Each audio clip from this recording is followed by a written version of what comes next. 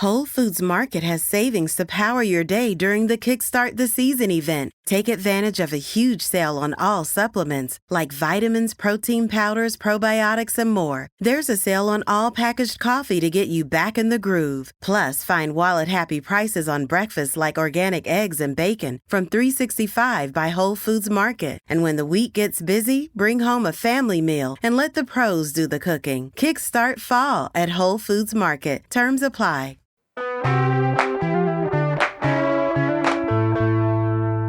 Today on CityCast Boise, it's Friday, and I've got our lead producer, Frankie Barnhill, with me to dig into the week's news.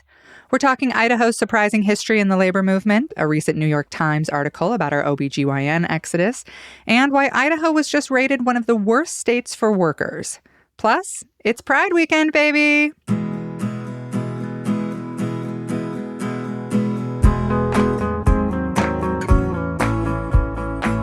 It's Friday, September 8th. I'm Emma Arnold, and this is what Boise's talking about.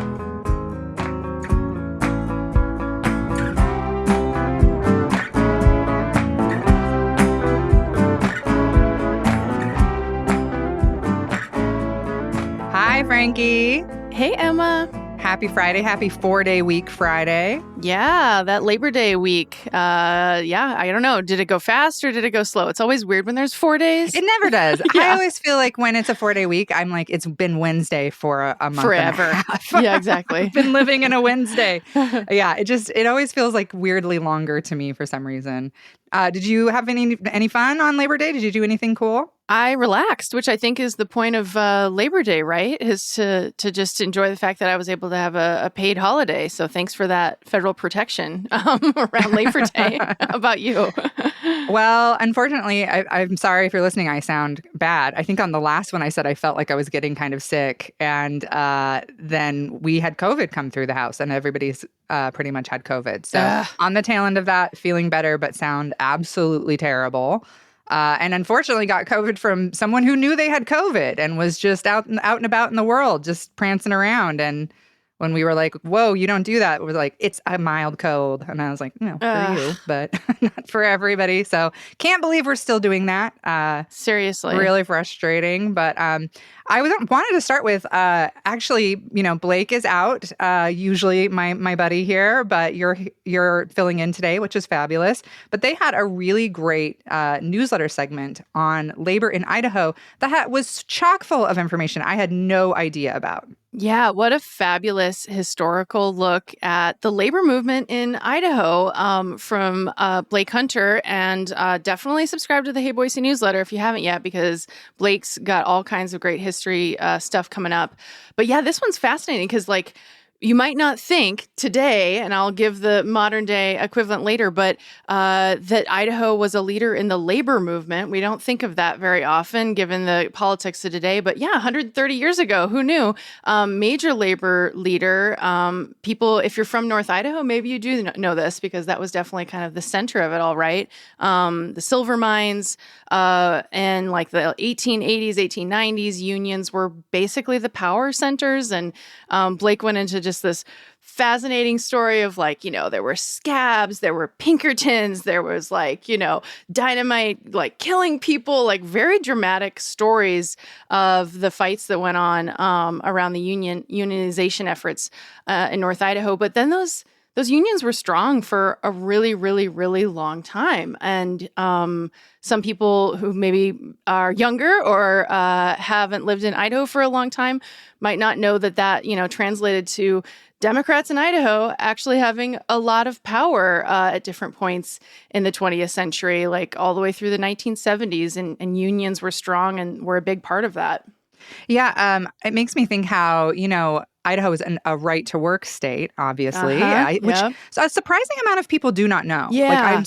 I'm always surprised when I talk to people about it that people are like, what does that mean? And I'm like, oh, that literally affects you every day, probably. Yeah. But recently, this report from Oxfam, this annual report they do, ranked Idaho 41st out of all 50 states as worst states to work in. And you have to wonder, with this really healthy union atmosphere 130 years ago and all this then going right to work, and now we're rated one of the worst states to work in. Yeah, and unionization or efforts or ability to unionize and how easy it is to unionize and organize was one of the rankings, one of the ways that this Oxfam report ranked us. Yeah, it was the mid 80s when the right to work law passed, and it is kind of complicated, but the general gist is that it does make it harder to unionize, and it means that people aren't required to pay union dues, which kind of cripples the unions to have as much power. And I would say, Idaho's never been the same since. It has completely changed our political landscape. And the Republicans who were able to get that through in the mid 80s maybe had no idea what they would usher in decades later. Of course, there are other states that passed these right to work laws too, so we're not the only one. But, in my opinion, the unionization piece or the lack of it and the slowing down of that labor movement really changed things, especially in rural parts of the state. Wages plummeted after the right to work law went into place, and things have gotten so much more divisive.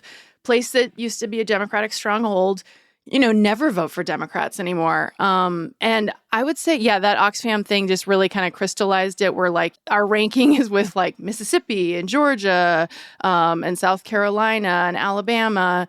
But I did think it was interesting. They noted how in Michigan, which recently swung from the right to the left politically, they actually overturned their right to work law. Now, I would think, Emma, you're going to say, and I agree, that that's not happening anytime soon in Idaho, but it is interesting.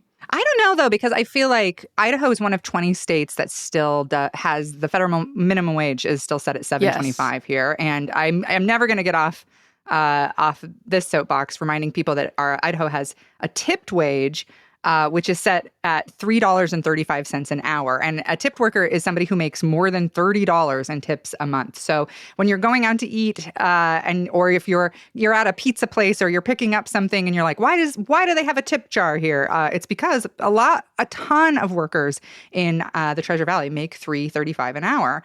And not just tipped workers, but like Idaho has a ton of gig workers too. Like I saw a KTVB article this morning that Uber drivers are protesting in Boise right now because they're making so little money. Uber, they just lowered drivers' wages. And one driver said he's making about $120 after working 15 to 17 hours. Meanwhile, just so you know, the CEO of Uber actually makes $24.3 million and gave himself a raise last year, which is, I think, a lot of what we're seeing is this creedflation, the CEOs at the top of companies making drastically more money than their lowest paid employees. And that's really affecting, of course, this is affecting quality of life for these drivers, absolutely. And I stand completely in solidarity with them. And it's also making it really hard to get around Boise for certain people because I don't know if you've been to the airport recently. I got in from a flight from Denver not that long ago. It got in at 1. I told my husband, don't worry about it. I'll just grab a Lyft or an Uber. Not a single Uber available at 1 a.m, which has never happened, to me. I've been flying out of Boise for, a decade, quite a lot. Yeah. And I was really, really surprised. I had to call my husband at 1 a.m. and wake him up to come get me. So, these low wages, it kind of affects everybody, even if you're somebody who didn't realize, tipped workers are making only $3.35. Guess what? That's why you can't get a hamburger after 9 p.m. anymore, is because of Idaho's low wages. Right. And of course, we've seen, I should note really fast, Uber, their stock as of recording this on Thursday morning, their stock is up today. Shareholders are definitely reaping some benefits right now, as well as their CEO, as you mentioned. But $7.25, the federal minimum wage, is absolutely unlivable. It is unlivable. If you work 40 hours a week at $7.25, you can't pay for rent. You can't buy food. It is unlivable. Especially right now when I just had ordered some stuff for a pickup from Fred Meyer, and I ordered the usual stuff I get for my kids, right? The usual sandwich stuff, just very normal, cheap mom stuff. And it was one of the things I got was ham, which is usually $3.30. It's $3.30, $3.40. It was $6.50. It was $6.50. And so if you think about making $7.25 an hour, you're actually making half of that right now because of all this inflation with groceries, with gas, with everything. Honestly, anybody making under $25 an hour right now is struggling. And you might even be making $25 an hour and still struggling because prices have gone up so bad. Yeah, it's so true. And I mean, there are plenty of places in Boise where they've had to get competitive. Like you see, like, the McDonald's sign that says like 16 plus an hour and 401k and all the things. And it's like, good, like benefits, like let's go. But as far as what you can be paid in Idaho, remember, for those of you who are privileged enough to not be making $7.25 an hour, that is what the minimum is.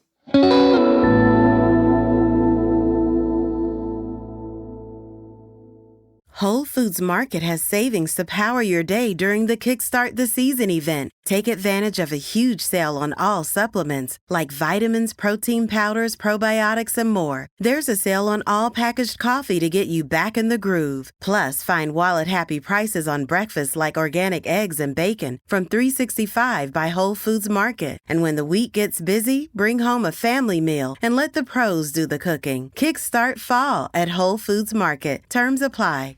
Yeah, been a real a couple weeks of Idaho being in the news, right? Like lot of things. Every time we make national news, it's always a little bit of a gut clench because you're like, it's not going to be good. It's not going to be good. It's going to be something. But this one, you actually sent me this article, this New York Times article about abortion laws driving OB-GYNs from red states. Yeah, love waking up to a top-fold New York Times story. It always we're so popular. Always feels good. It's nothing that we don't know. This whole feature, it was a really well done feature. I think sometimes national reporters don't quite get the story right, and I actually feel like this reporter did a pretty good job of encapsulating the landscape here since Roe fell and our trigger bans went into effect last year. One of the things that came up in it that was really interesting, we're in the find out phase of this ban and these bans, these overlapping bans, where really, there was a quote from Representative John Vanderwoude, and we've heard this before, but it was interesting that he said it to a New York Times reporter too. Basically, I'm going to summarize, but he was like, we never thought that Roe would actually fall. We put these bans into place, but we didn't think it was going to really go into effect. So now we have to figure out how to, keep people from dying from pregnancy complications and keeping these doctors. He was skeptical of whether or not doctors were leaving, but doctors are leaving. They are leaving.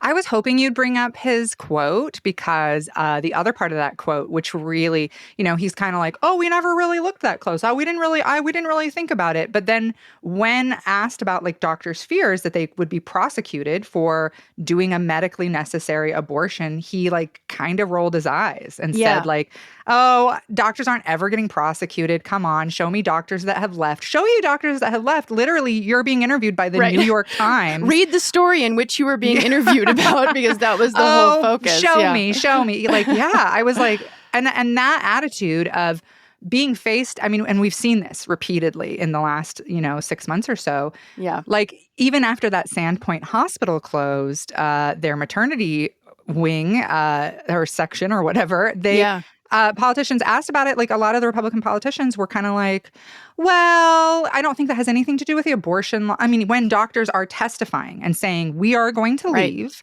you are making it impossible to practice medicine here.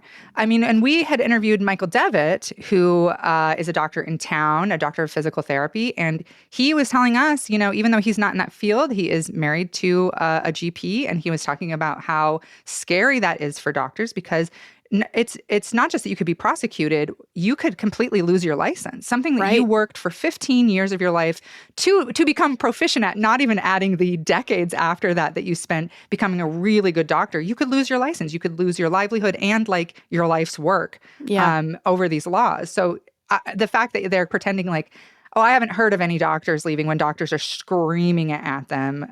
Very frustrating. Very frustrating. Yeah. And, we have some people have this vision like, oh, they're the quote unquote abortion doctors that are leaving. It's like, no, these are doctors who deliver babies. So if you know someone who can get pregnant in Idaho or is pregnant in Idaho, especially in rural parts of the state, it is scary as hell right now. And the feature, it really hinged on the story of Dr. Gustafson, who has been on the front lines for a long time, especially again in rural parts of the state. She works out of McCall, and she has been, a plaintiff in lawsuits around abortion bans for a long time. And even she basically has lost all of her colleagues that she would normally reach out to for people who are specialized in maternal and fetal health. And that feeling of being like really lonely and not knowing what is going to come next, what shoe will drop next. I thought the kicker of the article was really strong, where she's long time been saying, I'm going to stay in Idaho. I'm staying. And then asked, do you think about leaving? Every day. Every day. Yep. Every single day. Yep. The wild thing, too, about this is that the abortions are still happening. People are just traveling out of state. Right. We were talking about this NPR article, which is basically saying, like, the places that were already doing a lot of these abortions, because Idaho was it was very hard to get an abortion here. Pre-Roe falling, it was already really difficult. You had to do a waiting period. You have to do multiple ultrasounds. You have to go through all of this, like, quote unquote education, which is really just shaming material, trying to make you feel like you're doing something wrong. You're not. And, but this article I just found it really fascinating. Like Illinois, many people are going to Illinois. Yeah, the Guttmacher Institute put out their numbers for basically the first 6 months of 2023 of where people are getting abortions, where the increase has occurred. And surprise, surprise, it's in states a lot. Every single state surrounding Idaho has seen an increase, including Wyoming and Montana, that do have some abortion restrictions on the books, but not as restrictive as Idaho, which has basically a total ban. But definitely Washington saw a big jump, Oregon and Nevada, which we can guess why that's happening. It's because people in Idaho are still getting abortions. They're just going across state lines. If they can afford to, if they can manage to. Obviously, it creates so many more barriers, and it's a lot more dangerous. Yeah, I have a really good friend who works in reproductive justice, and I was asking her about this the other day, and she said this is actually a really big issue for potential people who potentially need an abortion in those states already, in Oregon and Washington, because Oregon has seen, specifically, we were talking about a clinic in Bend. She said that because people from Idaho are coming over to Oregon, people in Oregon are having to travel to get their abortions because clinics are so full and so busy. Yeah. So the ripple effects just continue. I mean, of course, people who wanted the abortion to go away are happy to hear that. They're happy to hear that it's harder. That's the whole point. But to know that if you want to have a baby, if you want to have a child, you want to be able to deliver a baby safely, and your doctors are leaving the state, and you might have a situation where things, all of a sudden your pregnancy become unexpectedly unsafe. It's a terrifying prospect. This is definitely, again, the find out phase. Yeah, I saw a woman on Reddit commented that the OB she was going to went from 9 doctors to 1 while she was pregnant. Oh, wow. Which gives me chills, literally. Wow. I mean, I had problem pregnancies, I had difficult births, and I've had a miscarriage. And having to go through those without, like, the doctor you chose, the doctor you trust, right, that you're the doctor you feel safe with, knowing that, like, if that doctor is sick, you're going to end up with, like, no offense, but an ER doctor who that's not their specialty. Right. Maybe someone on call who's just kind of gotten pulled in because they're desperate. Like, that is so, so, so scary. Meanwhile, of course, the Idaho legislature said, let's get rid of the maternal review board. Let's just an extra gut punch there, which I'm glad, again, in the New York Times article they mentioned that, because that's an important button to all of this. So, it means that it'll be a real challenge to know if and when mothers do die, why that's happened. Was there something that could have prevented it? Could having reproductive access be something that would have perhaps saved that person's life? Again, it's really hard to not focus on the quote unquote pro-life rhetoric and then thinking about the fact that women are in danger, and people who can get pregnant are in danger and are potentially going to lose their lives. Now, of course, the legislature is trying to focus on how to prevent that from happening to a degree with their, catch-up laws as they've tried to pass in 2023 after Roe fell. But there's just still so many unknowns, and it is a scary time. Yeah.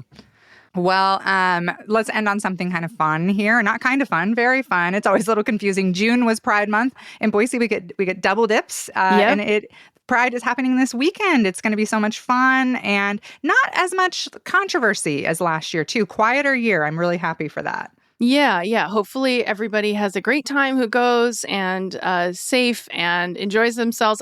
Big Frida is performing, which is a really, really good, big headlining act. That's Friday night. And then Saturday's the rally, Sunday's the parade. But you're right, it has been thankfully, a quieter year compared to last year when we saw local sponsors, including Idaho Central Credit Union and Idaho Power, pull out their sponsorship after basically, people were being horrible. Basically. I'm glad that we can just sort of say that. Yeah, pretty much. And anyway, to see that the festival so far, at least, seems to be going off without a hitch, and lots of sponsors. Yeah. Well, you mentioning that last year, the controversy and everything that happened, kind of a quieting down on a lot of the really bullshit rhetoric we were hearing last year. The groomer stuff. Like, maybe that really has played itself out, and we're not going to have to hear that forever. Can we hope that? I don't know. I really want to hope it. I mean, maybe it's they've gone as far as they can. They've milked that as far as they can use that lie and that misinformation. And because I'm super done. I think most people are super done hearing that the really dangerous thing for children is people who love feathers and costumes and lip syncing. Oh, right. And reading reading children's books, very appropriately. Yeah. Anyway, I agree. I'm really hoping that the that rhetoric at least has calmed down. And again, just grateful for an opportunity for people to celebrate. I do want to say that, yesterday's episode was really powerful. And if you haven't listened to it, Emma and comedian Sophie Hughes, along with Blake, talked about, basically asked the question, a very challenging question of, is Boise actually safe to be a queer person? And I think the answer is something that people don't want to hear, but they need to hear it. So I would definitely encourage people to listen to yesterday's episode as well. And then, go think about, especially straight allies, how we can do better. Yeah, probably, honestly, my favorite episode we ever made. And I thought it was so amazing and so vulnerable and powerful. And definitely check that out. Have fun at Pride this weekend, Boise. Be safe. Keep your eyes out. Last year, there were some guys following people around. Stay in groups. Stay safe. Yep. Eagle eyes. I'm sorry that it is that way, but keep an eye out for weirdos down there. But also have fun. Yeah. And Emma, feel better. I hope everybody stays healthy. Yeah. I'm on the mend. Yep. All right, everybody, stay safe, and we love you. Goodbye. That's all for today here on CityCast Boise. The show is produced by Frankie Barnhill, Evelyn Avitia, and me, Emma Arnold. Blake Hunter writes our Hey Boise newsletter with editing help from Brian Vance this week, and our music is by local band Up Is the Down Is the. If you enjoyed our show today, leave us a review. It helps other people find us. We'll be back Monday with more stories from around the city. Bye.